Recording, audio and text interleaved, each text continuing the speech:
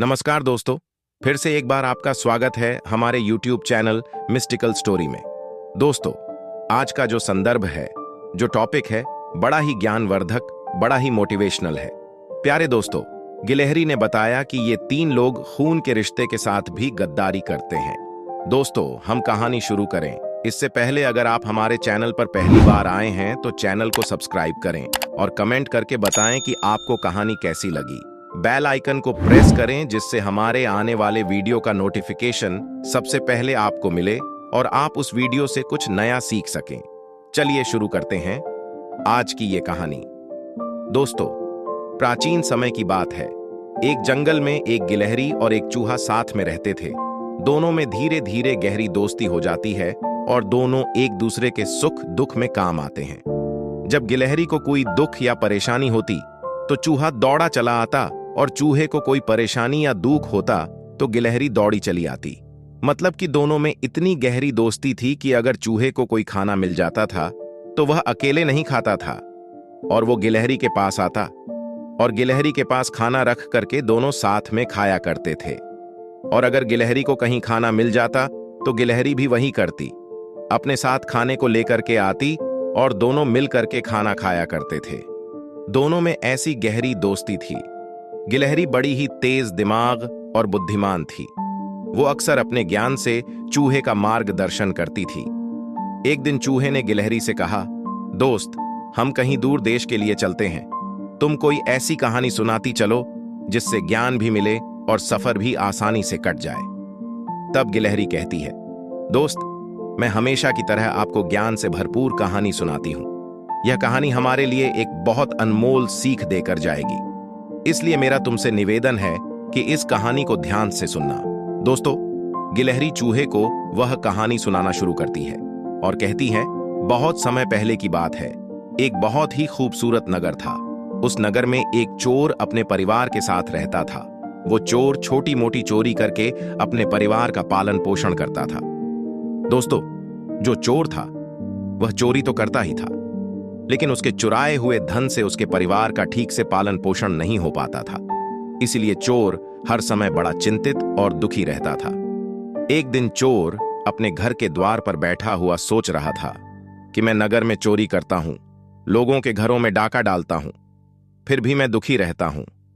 मैंने इतनी चोरियां कर लीं, फिर भी मेरे परिवार की गरीबी दूर नहीं होती। अब मैं ऐसा क्या करूं जिससे मेरे परिवार की गरीबी मिट जाए। चोर बैठा हुआ यह सब बातें सोच रहा था। तभी उसके दिमाग में एक विचार आता है। चोर ने सोचा कि पाप तो पाप होता है, चाहे छोटा हो या बड़ा हो, चाहे छोटी चोरी करूं या बड़ी चोरी करूं, रहूंगा तो चोर ही। और अगर मैं चोरी करते हुए पकड़ा गया तो उतनी ही मुझे छोटी चोरी करने के लिए सजा मिलेगी जितनी मुझे बड़ी चोरी करने की मिलेगी।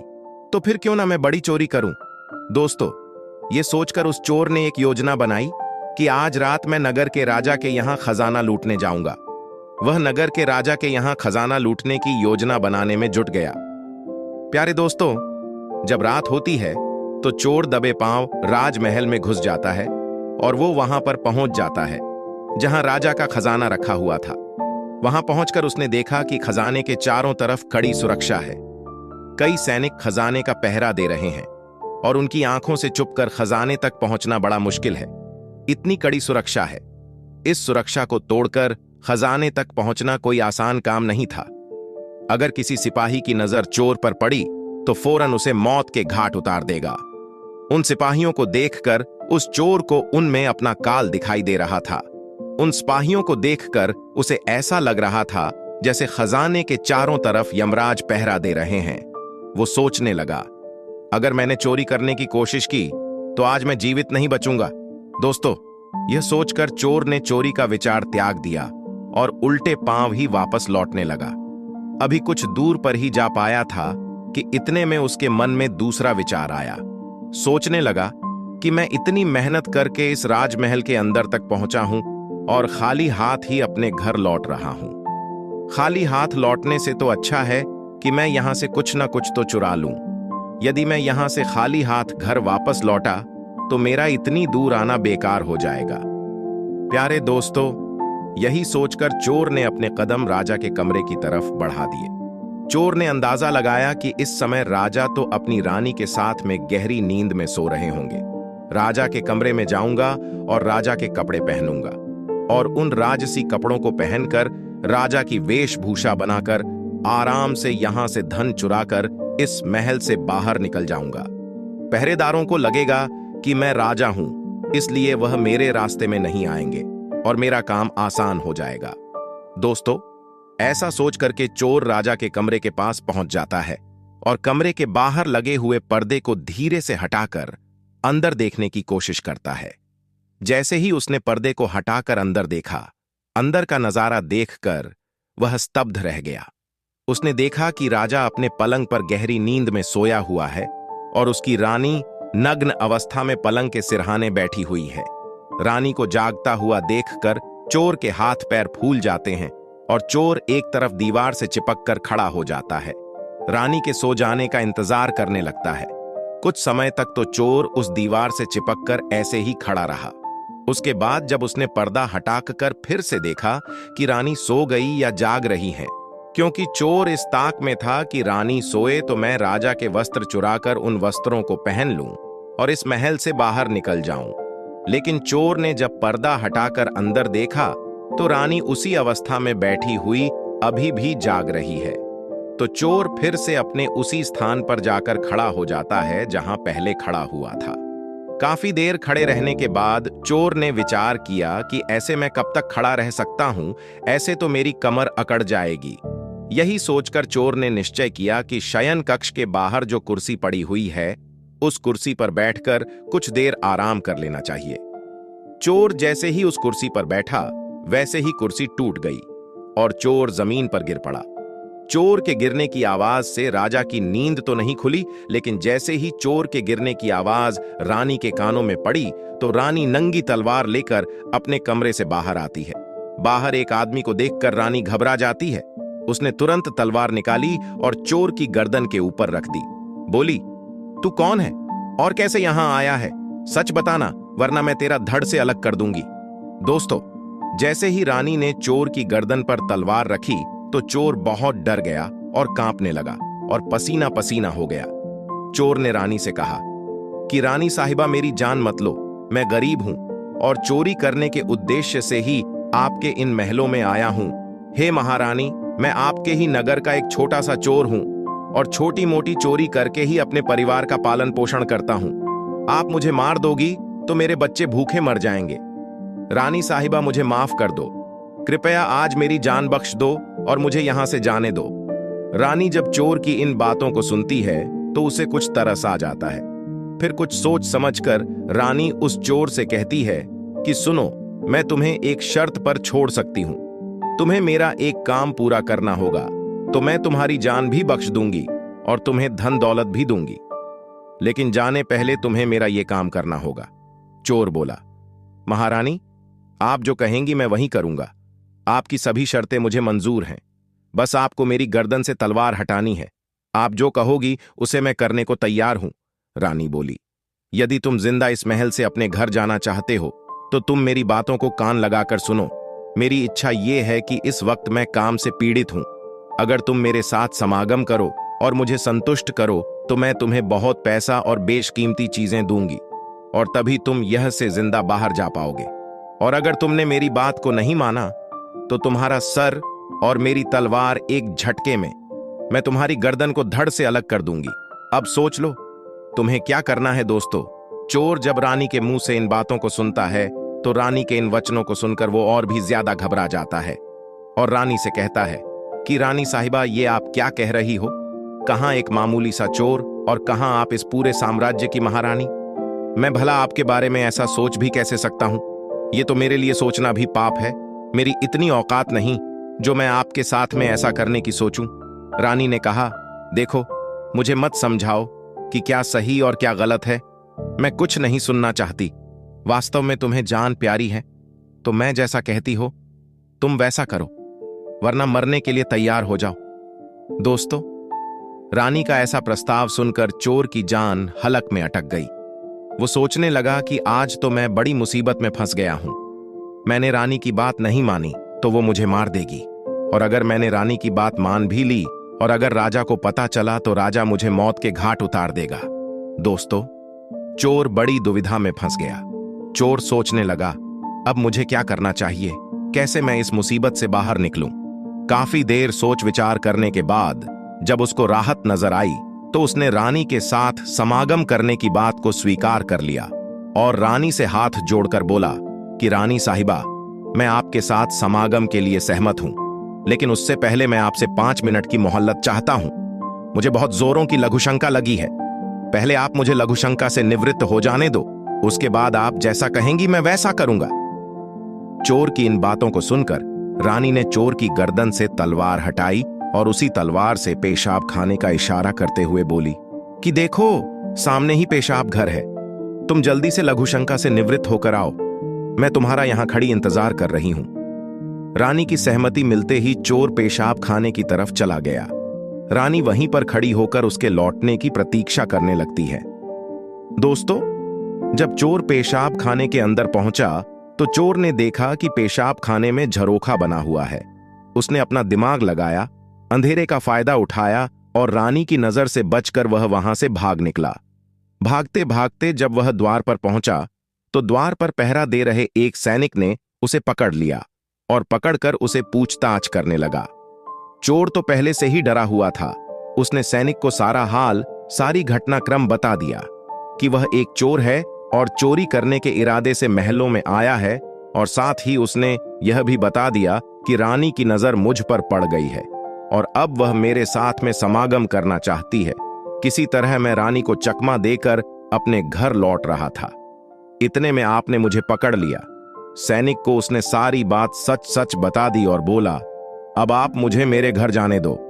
चोर की इन बातों को सुनकर सैनिक कहने लगा कि तुमने राजमहल में घुसने का दुस्साहस किया है, मैं तुम्हें कैसा जाने दे सकता हूं। चोर सिपाही के आज हाथ जोड़कर बोला, मैं बाल बच्चों वाला आदमी हूं, मेहरबानी करके मुझे जाने दो। आज के बाद फिर कभी मैं इन महलों की तरफ मुड़कर नहीं देखूंगा।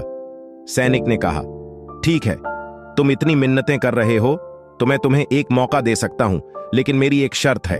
चोर बोला, ठीक है भाई, आप भी अपनी शर्त बता दो। मेरी रिहाई के बदले में आप मुझसे क्या करवाना चाहते हो?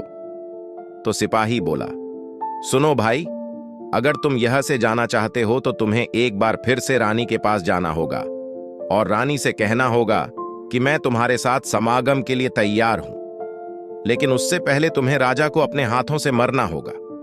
अगर तुम रानी से ऐसा कहती हो तभी मैं तुम्हें यह से जाने दूंगा, नहीं तो मैं तुम्हें अभी शोर मचाकर गिरफ्तार करवा दूंगा।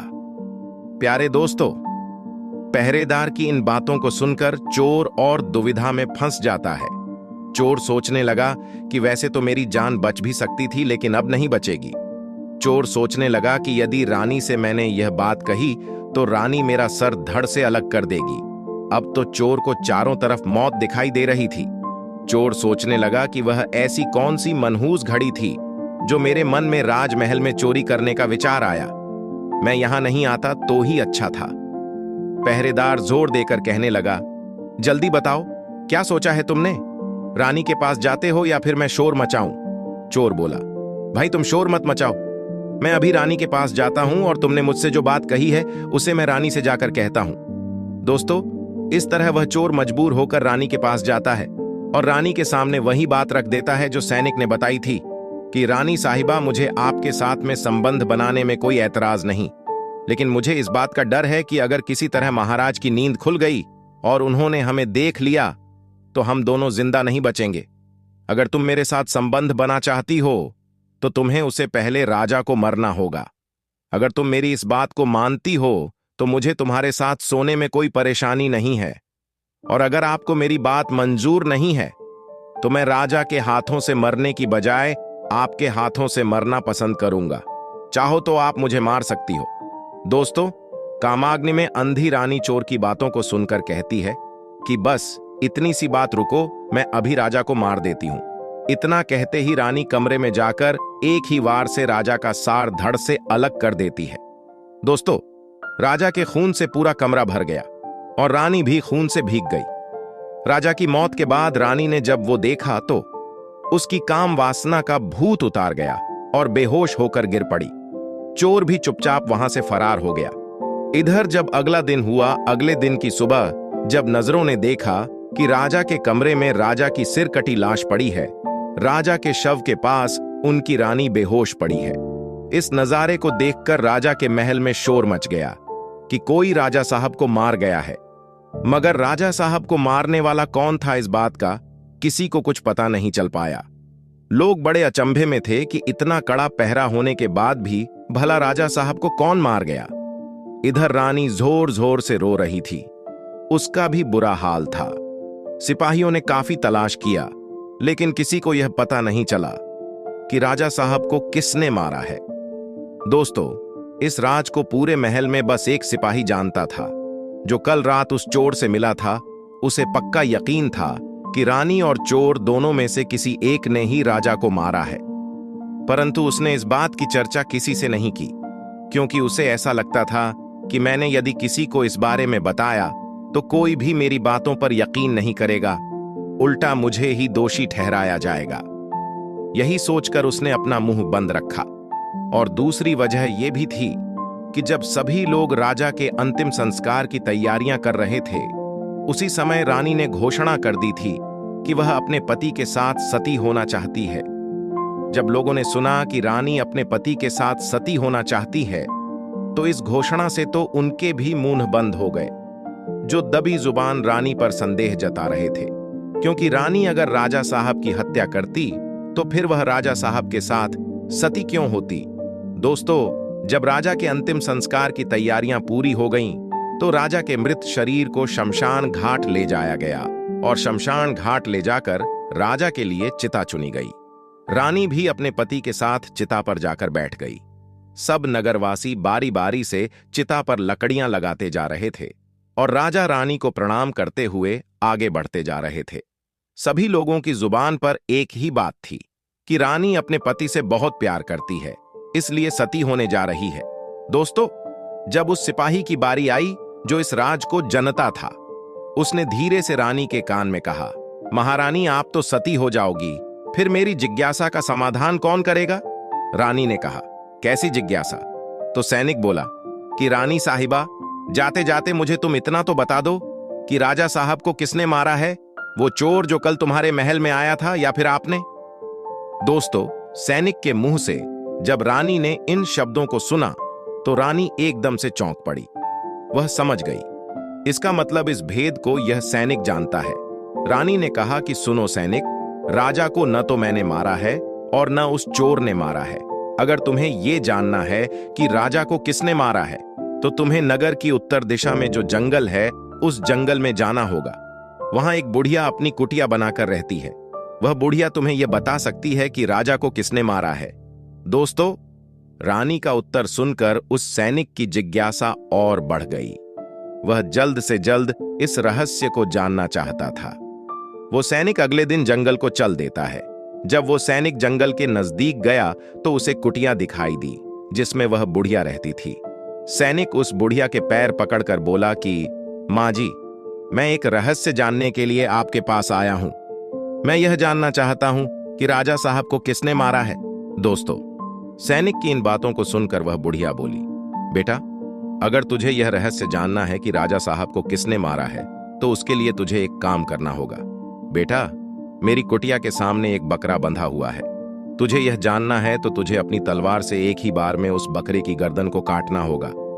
जैसे तू उस बकरे की गर्दन को काटेगा, वैसे ही उस बकरे धड़ वहीं गिर जाएगा और उसका सिर हवा में उड़ने लगेगा, और जैसे ही उसका सिर हवा में उड़ने लगे, वैसे तुम उसके कान पकड़ लेना और बकरे सिर तुम्हें जिस दिशा में ले जाते तुम चले जाना।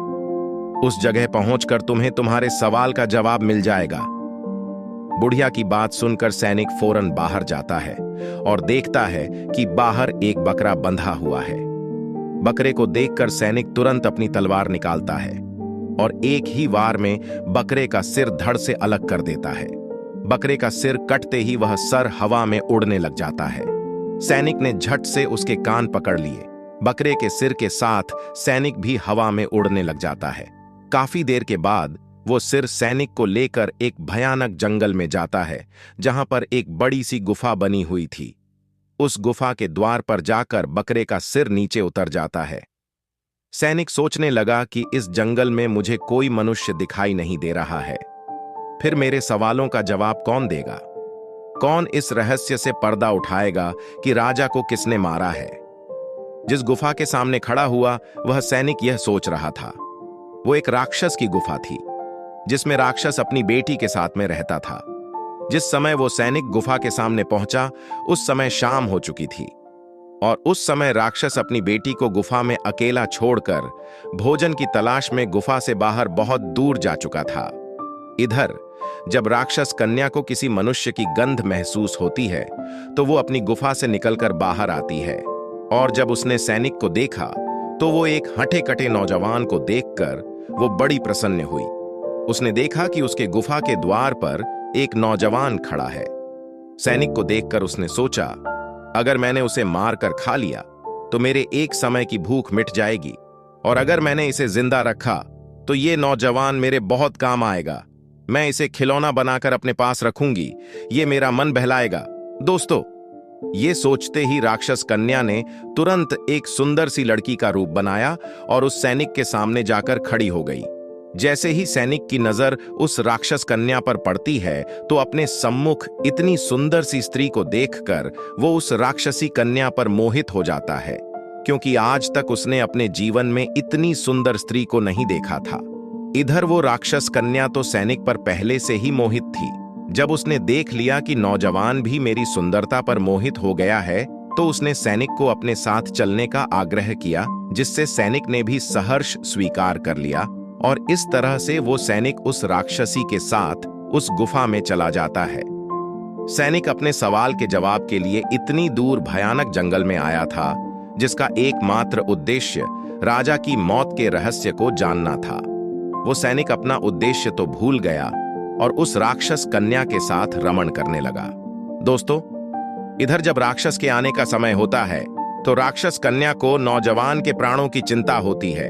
वो राक्षस कन्या सोचने लगी कि यदि मेरे पिता ने इस नौजवान को देख लिया तो वो इसे जिंदा खा जाएगा। यही सोचकर जैसे ही राक्षस के आने का समय होता है, उस राक्षस कन्या ने अपनी माया से उस नौजवान को एक कीड़ा बना दिया और उसके बाद वो राक्षसी के रूप में बदल गई।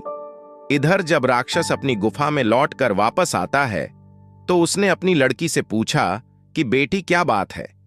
आज मुझे इस गुफा में मानुष गंध क्यों आ रही है? क्या मेरे पीछे इस गुफा में मनुष्य कैसे आ सकता है? यदि गलती से भी आ भी गया तो मैं उसे कच्चा ही चबा जाऊंगी। आप फिक्र मत करिए, किसी मनुष्य में इतनी हिम्मत नहीं है जो हमारी गुफा तक पहुंचे। चलिए पिताजी, आप थक गए होंगे, आप सो जाइए, मैं आपका सिर दबा देती हूं। दोस्तों, इस प्रकार वो राक्षस कन्या अपने पिता को गुमराह कर देती है और उस नौजवान सैनिक के बारे में अपने पिता को कुछ नहीं बताती। अब तो उस राक्षस कन्या का यह रोज का नियम बन गया था। जैसे रात होती थी, राक्षस अपने शिकार के लिए गुफा से बाहर जाता है तो वह सैनिक को पुनः पुरुष बना देती थी। जैसे ही राक्षस के लौटने का समय होता तो वो उसे कीड़ा बनाकर दीवार पर चिपका देती थी। इस प्रकार सैनिक को राक्षस की गुफा में रहते रहते काफी समय बीत जाता है। जब उस सैनिक को राक्षस की गुफा में काफी समय बीत गया, जब उसका राक्षस की कन्या से मन भर गया तो उसे अपने बीवी बच्चों की याद सताने लगी। परंतु वो राक्षस कन्या के चंगुल में था और उसके चंगुल से निकलना कोई आसान कार्य नहीं था। ऐसे ही चलते चलते जब कुछ दिन और बीते तो एक दिन उस सैनिक को वहां से भागने का मौका मिल जाता है। जब राक्षस शिकार के लिए जाता है तो वो रक्षा कन्या कीड़ा बने हुए सैनिक को इंसान बना देती है, उसके साथ प्रेम करने लगती है और उससे बातें करने लगती है, और बातें करते करते उसे नींद आ गई। इसी मौके की तलाश में तो सैनिक था कि कब मुझे मौका मिले और मैं यहां से भागूं। दोस्तों, जैसे ही उस सैनिक को यह मौका मिला तो सैनिक दबे पांव उस गुफा से बाहर निकल जाता है। गुफा से बाहर आकर सैनिक ने सोचा कि मुझे राक्षस कन्या से तो छुटकारा मिल गया, लेकिन अपने नगर मैं कैसे जाऊंगा? मुझे तो अपने नगर का रास्ता भी नहीं पता है। फिर सैनिक ने भगवान का नाम लिया और एक दिशा की ओर दौड़ लगा दी, और कुछ दिनों तक भाग दौड़ करने के बाद वो अपने नगर पहुंच जाता है। और वहां पहुंचकर जब वो अपने बीवी बच्चों, अपने परिवार से मिला तो उसे बहुत सुकून मिला। अपने परिवार से मिलते हुए सैनिक सोच रहा था कि अच्छा हुआ जो राक्षस कन्या की आंख लग गई और मैं वहां से भाग आया। यदि मुझे यह मौका नहीं मिलता तो न जाने कब तक वो मुझे अपने पास कीड़ा बनाकर रखती नहीं। भगवान का लाख लाख शुक्र है जो मुझे यह मौका मिल गया। दोस्तों, इस तरह उस सैनिक को अपने घर आए हुए भी काफी दिन बीत जाते हैं। जब काफी समय उसने अपने घर पर बिता लिया तो उसे फिर से उस राक्षस कन्या की याद सताने लगती है। सैनिक सोचने लगा, कितनी सुंदर थी वो स्त्री, मेरा कितना ख्याल रखती थी, मुझे इस तरह से उसे अकेला छोड़कर नहीं आना चाहिए था। दोस्तों, जब ये ख्याल सैनिक के मन में आता है तो उसकी बेचैनी बढ़ने लगती है। अब तो रात दिन वो उसके ख्यालों में खोया रहता था। अब तो उसे न रोटी अच्छी लगती थी न पानी, सारा दिन उसके ही बारे में सोचता रहता था। जब उसकी बेचैनी बढ़ने लगी तो सैनिक उस राक्षस कन्या से मिलने के लिए छटपटाने लगा और उसने निश्चय किया कि चाहे कुछ भी हो जाए, लेकिन एक बार वह उस कन्या से मिलकर जरूर आएगा। यह निश्चय करके सैनिक उस बुढ़िया के पास फिर पहुंच जाता है और हाथ जोड़कर कहता है, मां जी, जिस स्थान पर आपने मुझे पहले भेजा था उसी स्थान पर मैं दोबारा से जाना चाहता हूं।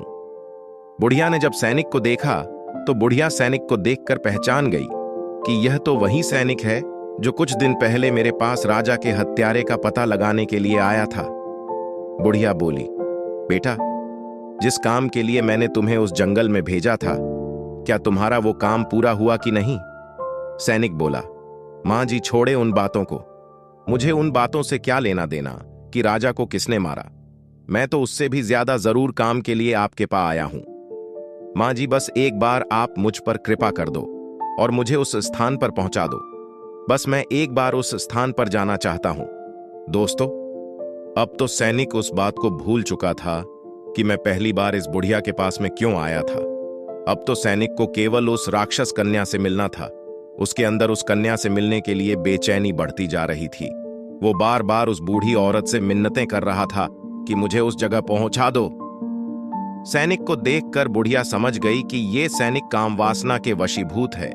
बुढ़िया बोली कि बेटा, पहले तो मेरे पास एक बकरा था जिसके तुम कान पकड़कर वहां पहुंच गए थे, लेकिन अब तो मेरे पास दूसरा बकरा नहीं बचा है। अब मैं तुम्हें वहां कैसे पहुंचा सकती हूं? तब सैनिक ने कहा कि माता जी, मैं तुम्हारा जीवन भर एहसानमंद रहूंगा। आप मुझे किसी भी तरह उस स्थान पर पहुंचा दो। मैं एक बार उस राक्षस कन्या से मिलना चाहता हूं। आप किसी तरह मुझे उस लड़की से मिलवा दो।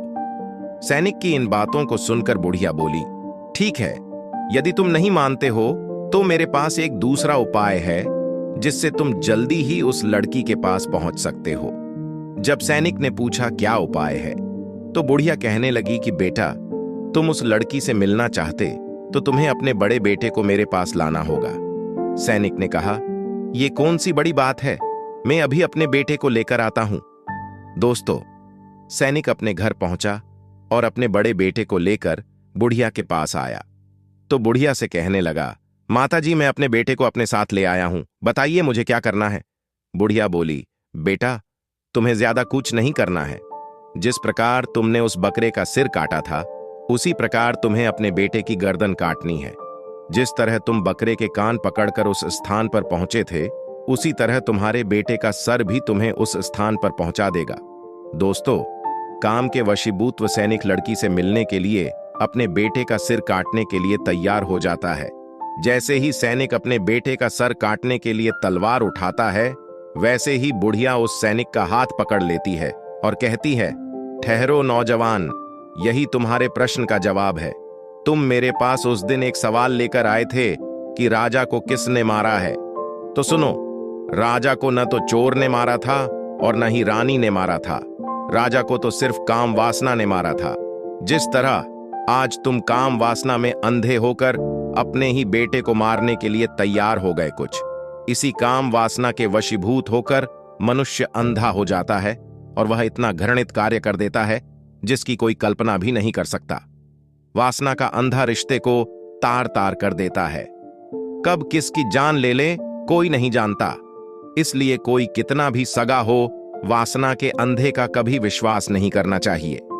इसी तरह बुढ़िया उसे समझाते हुए बोली, बेटा, इसी तरह दूसरा होता है धन का लालची।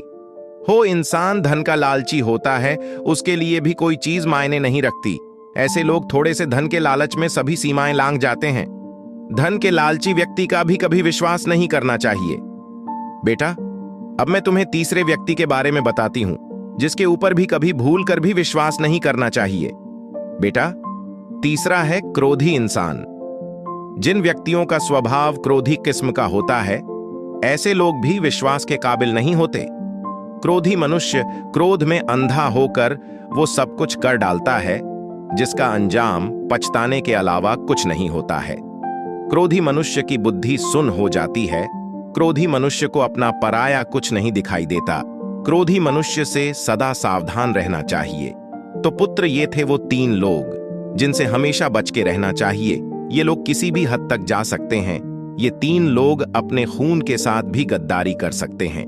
आगे बुढ़िया उस सैनिक को समझाते हुए बोली, बेटा, जंगल में कोई कन्या नहीं है। ये तो सब मेरी रची हुई माया थी। यदि मैं सीधे सीधे तुम्हारे प्रश्न का उत्तर दे देती और कहती कि राजा को वासना ने मारा है, तो तुम्हें मेरी बातों का यकीन नहीं होता। लेकिन आज तुमने अपनी आंखों से देख लिया है कि वासना में इंसान कितना अंधा हो जाता है कि उसे अपना पुत्र भी नहीं दिखता। तो इस तरह राजा को न तो चोर ने मारा था और न ही रानी ने। राजा को तो सिर्फ वासना ने मारा था। दोस्तों, इतना कहकर वो बुढ़िया अपनी कुटिया में वापस चली जाती है और सैनिक अपने पुत्र को लेकर अपने घर चला आता है। और इधर वह चूहा उस गिलहरी को लेकर अपनी मंजिल तक पहुंच जाता है। चूहा कहने लगा, मित्र गिलहरी, तुमने ऐसी कहानी सुनाई, वास्तव में बड़ी ही रोचक कहानी थी। इस कहानी से हमें बहुत कुछ सीखने को मिला है। इस प्रकार गिलहरी की कहानी समाप्त होती है। दोस्तों, हमारी आज की कहानी, आज का वीडियो यहां खत्म होता है। हम उम्मीद करते हैं कि आपको ये कहानी पसंद आई होगी और आप इससे ढेर सारी सीख और प्रेरणा लेंगे। मिलते हैं अगली कहानी के साथ अगली वीडियो में।